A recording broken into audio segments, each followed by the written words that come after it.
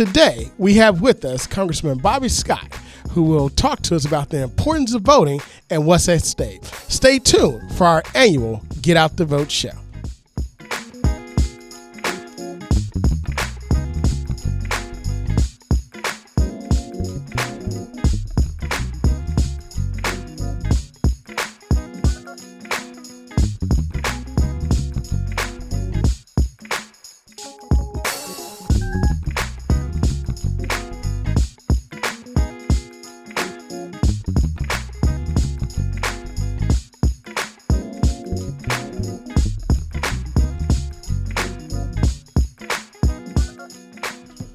Welcome back. It's Stay the Water. I'm your host, Dr. Eric Claville. We're so glad to have you and have you join us once again on a beautiful Sunday as we broadcast live from the campus of the Norfolk State University from WNSB Hot 91, the soul of VA. As always, we have with us our producer, Marvin Folks, also known as DJ Scanless, on the wheels of steel, keeping us right and tight. Someone you can hear every day, Monday through Friday from 2 p.m. to 6 p.m., also on Saturday. And yes, he's the hardest working man in radio because he's here live in studio with me every single Sunday making it happen. I salute you, my brother. Listen.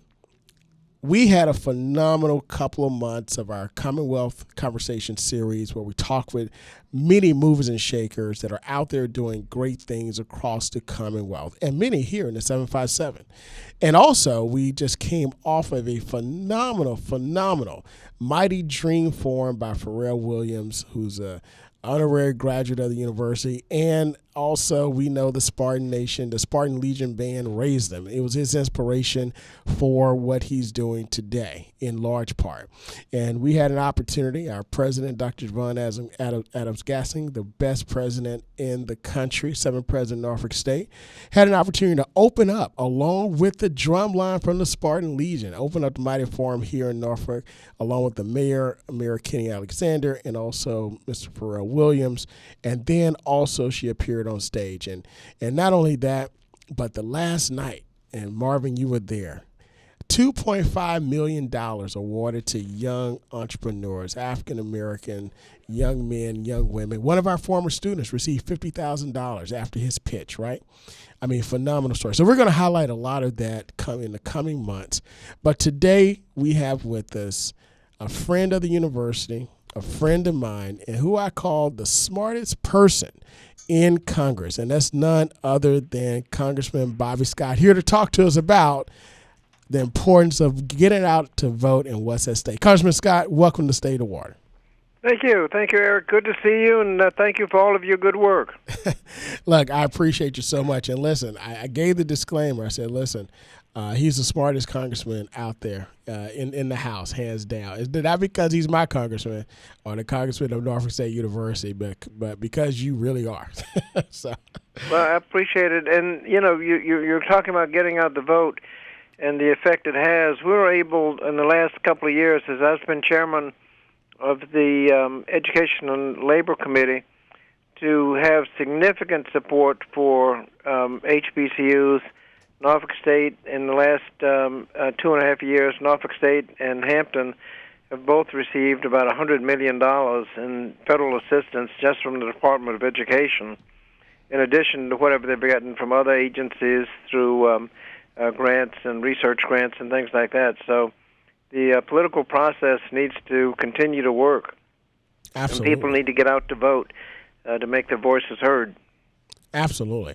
Now, listen, just as we want to tell everybody that this early voting has stopped, but this is what we call midterm elections. And November 8th, Tuesday, November 8th is official election day. But we've had a record-setting amount of votes already cast. I mean, I voted early. I love voting early. Here in the Commonwealth of Virginia, the legislature, under former Governor Northam, they instituted no excuse early voting. How important was that, Congressman? Well, it's just an example of what happens when the right people get in office. For years, Virginia was one of the hardest places to vote. I think they ranked it, one group ranked it about 49th out of 50 in ease of voting. And after some changes a couple of years ago, when the legislature changed partisan tilt, they just went ahead and changed it. They had Sunday voting, early voting. You had early voting, but you had to have a reason to vote early. You had to state that you were out of town on business or out of town on vacation. Now, if you want to vote early, you just say you want to vote early. And that has allowed a lot of people to vote when it may be inconvenient to vote on Election Day. Some people have to work. And some unscrupulous employers historically had given people overtime just to make sure they couldn't get to the polls. Yeah. And that's you don't hear that as much, but that used to be a kind of a routine thing at some businesses. But we need to make sure that people take advantage of this. So I think with the changes, I think we're in the top 15 in ease of voting. With Sunday voting, Election Day registration, you can, if you're not registered to vote, you can just show up on Election Day and say, "I want to register to vote," and go ahead and vote. That's right. It'll be by provisional ballot, so they have to process your application. But once they've done that, they will take your vote and have it counted. Absolutely. That's unusual. Sunday voting. We had Sunday voting just recently, and a lot of people elected to vote on Sunday. I voted on last Sunday. So early vote is over. The next opportunity to vote is on Election Day, 6 o'clock in the morning till 7 o'clock at night. And your right to vote is really on the ballot, because the people that you elect will be deciding the rules on voting. And a lot of issues that, because we have the local candidates on the ballot, city council and school board, a lot of things tend to get overlooked. We have police reform on the federal level. It's been stalled, but there's a lot of police reform you can do on the local level. Tell your members of city council that you don't want no-knock warrants or chokeholds. Mm-hmm. And they can, through the city manager and the police chief, just adopt that as policy. You want training for implicit bias or profiling. You can do that on a local basis just by insisting that city council adopt the policy. Who gets to be a police officer? Those kinds of things can make quite a difference. And so a lot of things, people just elect the people and then don't pay any attention. We need to make sure that we follow up. But last year, we passed, because we saw people out of school, we passed the biggest appropriation for K through 12 education in the history of the United States. That's right. And we did it according to the Title I formula, where poverty is a big factor, so the money went where it was most needed. Now, one of the things we have encouraged groups to do is go to the school board and find out what they did with the money. And I know Hampton is hiring additional tutors, additional Saturday makeup sessions, even Sunday makeup sessions, summer programs. A lot of the schools in this area are doing that and making up for lost learning. The fact is, a few days ago, the scores came out, and everybody was disappointed that the academic achievement was way down. Of course it's way down. They weren't in school for 2 years. I mean, if it had been way up, you'd wonder what good the schools were doing. They could make the achievement without the schools. They weren't in school, so of course the numbers were down. The challenge isn't the scores being down. The challenge is, what are you doing about it? And we gave the localities money to fix it. We don't want students to graduate from high school with a year or two less learning. They'll be inflicted with that problem for the rest of their life. We need to catch up and catch up quickly, and people have to go to their school boards and find out what they're doing with the money. The school boards are being elected right now, and so we need to make sure the right people are being elected to the school boards. I mean, so there are a lot of decisions. Social Security, you've got candidates running around the country talking about cutting Social Security. Usually, they don't say it out loud, but I've been surprised that a number of candidates around the country have just been acknowledging that yes, Social Security is on the chopping block. So I mean, there are a lot of issues that are so important. You talked about the forum over the weekend, the Mighty Dream Forum. Yeah.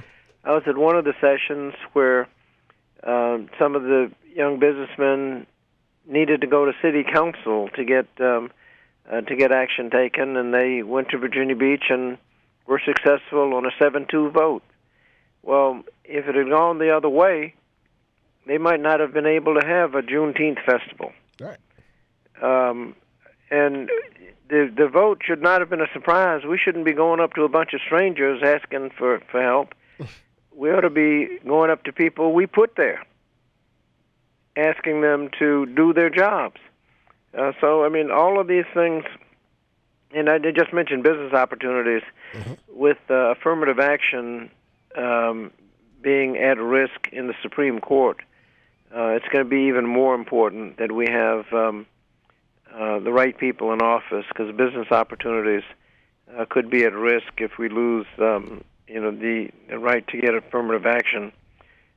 Sometimes you let things go as they usually do. Some groups get all the contracts, and some groups get none of the contracts. Right. And if you require affirmative action, that you have to take some action to make sure the opportunities are available. Absolutely.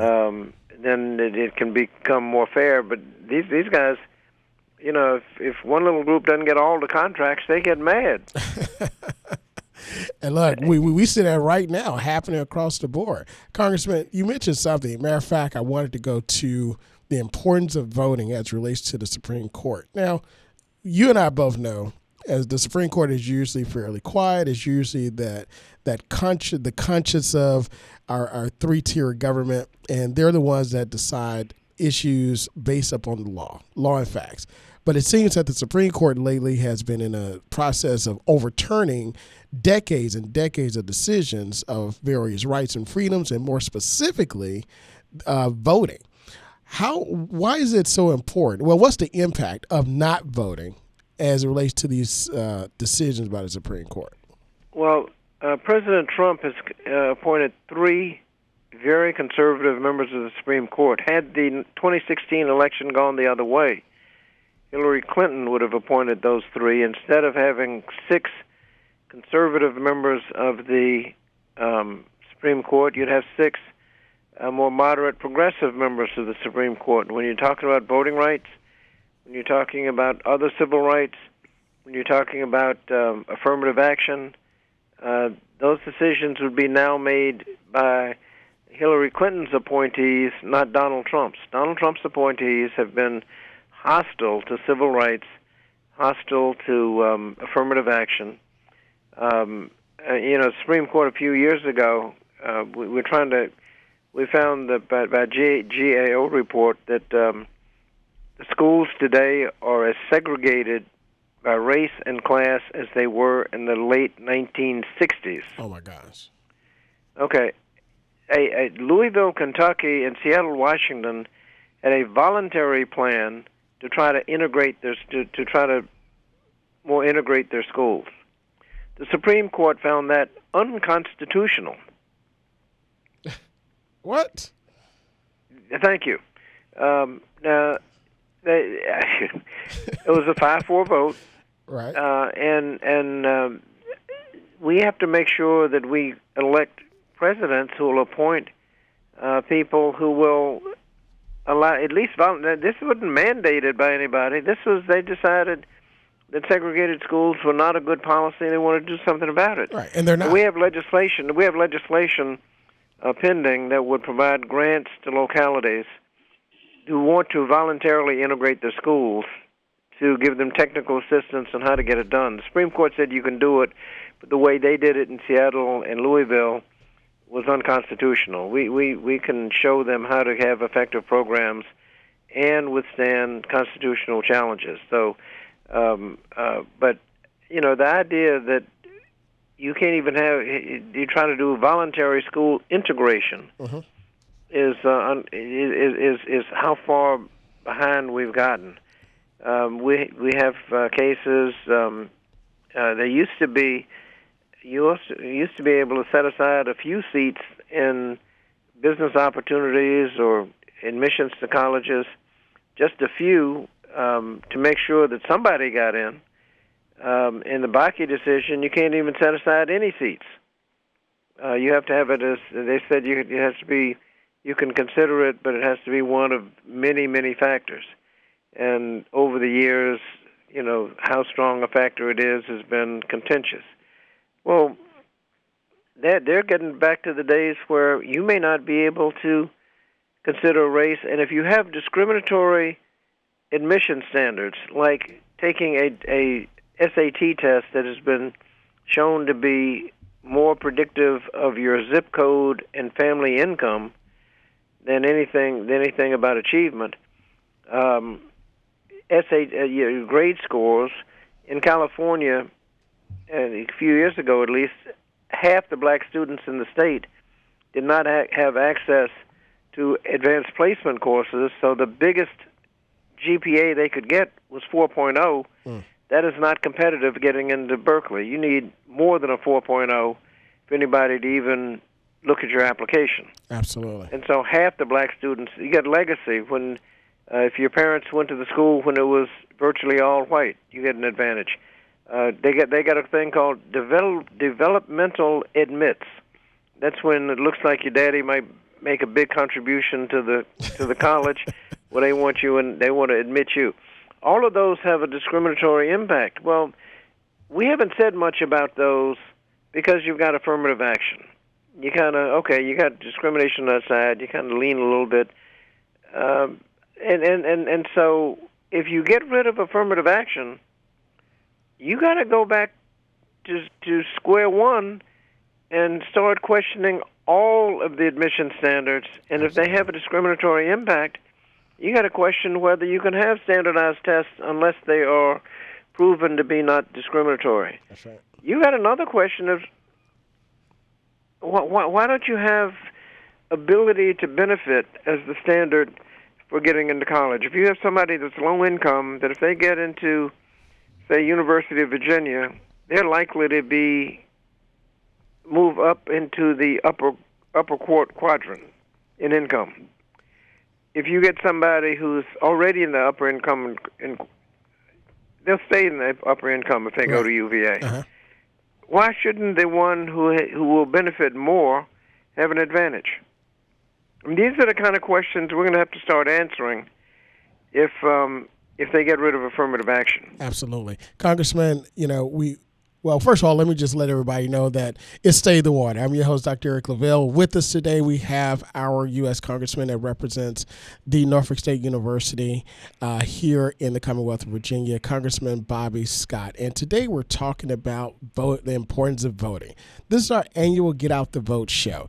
November 8th. November 8th. Say it again with me. November 8th is Election Day. If you haven't already voted, go out and vote. The Commonwealth of Virginia, under former Governor Northam, the legislature pushed to increase access to the voting box. Even there is an opportunity, there's a holiday here that you may go out and vote. There was no excuse early voting if you want to go vote early. An opportunity to cast your ballot for the candidate of your choice. Congressman, usually in midterm elections, we have lower turnout, and that's really attached to there not being a presidential candidate on the ballot. You talked about local elections. Why are local elections? And we have a lot of school boards, city council members, and of course the mayors here in Newport News that are running for re-election. Long-term mayor McKinley Price is not running for re-election, so we're going to have a new leadership in office. Why are local elections so important? Well, the local elections determine local policy, zoning questions, budget, how much money goes to the school system, how much money goes to jails. Then all of the local decisions, whether or not you build recreation centers, these are the kinds of questions that City Council, and if you want to get a permit to do something, you go to City Council. They can approve it or not. Zoning, if you want to open a business, often you have to have it rezoned. That's discretionary. A lot of those questions are decided by City Council, and we have to make sure that the budgetary decisions, the zoning decisions, the direction of the city are decided by the right people. That's probably has more direct effect on people's lives than what Congress does. Absolutely. School board, you've got some areas where all the schools are accredited, some where chronically schools are not accredited. Mm-hmm. We need to make sure that we have people on the school boards that are focused on making sure that all of the students get a quality education. It's not that complicated. Some get diverted on issues that have nothing to do with education. But we need to make sure that when someone graduates from high school, they're on the way to a good job or to college or to the military, but they're well prepared. Absolutely. And some do a lot better job than others, and we need to make sure that we have school board members setting the policy to make sure that the students get the best education they can. If you fail on that, if you're not doing a good job in education, if you have a high dropout rate, for example, yes, you're going to see that in crime. Yeah. The high school dropouts have a disproportionate likelihood that they're going to end up in prison. That's right. So you're not doing yourself any favors by letting young people drop out, and you're not doing your economy any favors because businesses locate in an area where they can get highly qualified workers, mm-hmm. particularly in the manufacturing, with high-tech manufacturing, technology. If you can't find workers, you're going to go move your business somewhere else.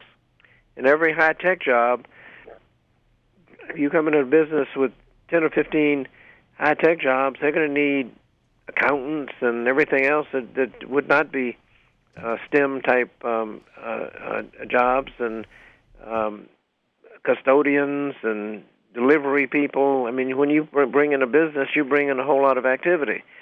And so when the business up and leaves, you don't you lose all that activity. So the school system is really the economic engine for the locality. If you have a good school system, you're going to do much better. Absolutely. Congressman, in our final moments, you've given us, first of all, a wealth of information as it relates to what's at stake. And very briefly, you talked about the impact of this Congress on HBCUs. Can you give us a little bit more, our audience, a little bit more information about what has been the impact, especially the work that you've done for the HBCUs in this area, and more specifically Norfolk State? Well, I've been chairman of the committee for about 4 years, and like I said, we've had more funding for HBCUs in the history of the United States. The last 2 years, we had more funding come in than the last 10 years combined. Norfolk State and Norfolk State and Hampton both got about $100 million. And so we've had a very successful run. We're going to see, depending on the outcome of the national election, whether I'll be chairman or not. But that we'll just have to see on that. But the Congress makes those decisions. The support for higher education is not universal. Some don't think the higher education is worth it.